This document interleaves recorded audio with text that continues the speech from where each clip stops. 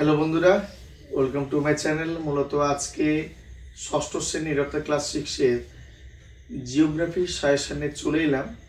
তোমাদের সামনে প্রত্যেক অধ্যায় থেকে 2 মার্ক, 3 মার্ক এবং 5 মার্কের যে প্রশ্নগুলো তোমরা প্রিপারেশন নেবে ফার্স্ট ইউনিট টেস্ট এক্সামের জন্য তোমাদের সামনে তুলে ধরছি। যদি ভালো লেগে থাকে অবশ্যই লাইক, কমেন্ট, শেয়ার করতে ভুলবে না। যারা নিউ ভিউয়ার সো অবশ্যই কিন্তু চ্যানেলটিকে সাবস্ক্রাইব করে দিও। চলো শুরু করছি।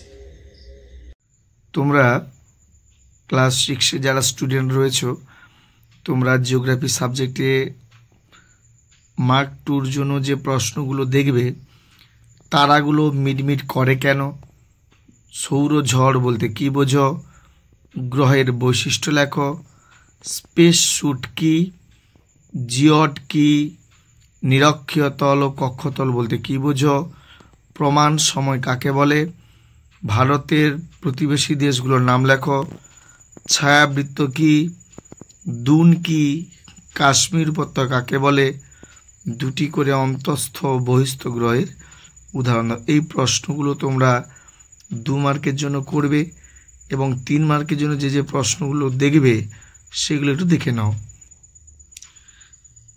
প্রথম প্রশ্ন, নিরক্ষরেখা সহ অন্যান্য অক্ষরেখাগুলির চিত্র সহ আলোচনা করো। অক্ষরেখা ও দ্রাঘিমারেখার পার্থক্য লেখো।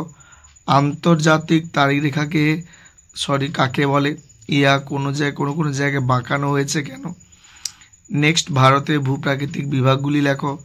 ভারতের মরু অঞ্চলে জনবসতি কম কেন। উত্তরের নদী গঠিত সমভূমি সম্পর্কে লেখো। নেক্সট 5 মার্কে যে প্রশ্নগুলো তোমরা দেখবে, দেখতেই পাচ্ছ তোমাদের মাত্র 4টা প্রশ্ন দিয়েছি।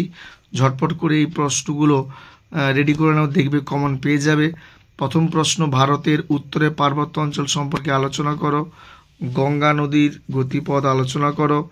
ভারতের উপদ্বীপীয় মালভূমির সম্পর্কে আলোচনা করো।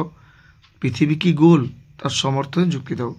এই প্রশ্নগুলো দেখলে আমার আত্মবিশ্বাস তোমরা কিন্তু ফার্স্ট ইউনিট টেস্ট পরীক্ষায় 100% কিন্তু কমন পেয়ে যাবে। তাই কাল বিলম্ব না করে তোমরা এই প্রশ্নগুলো কিন্তু ভালো করে দেখে যাও। যদি ভালো লেগে থাকে অবশ্যই লাইক, কমেন্ট, শেয়ার করতে কিন্তু তোমরা কেউ ভুলবে না। ধন্যবাদ।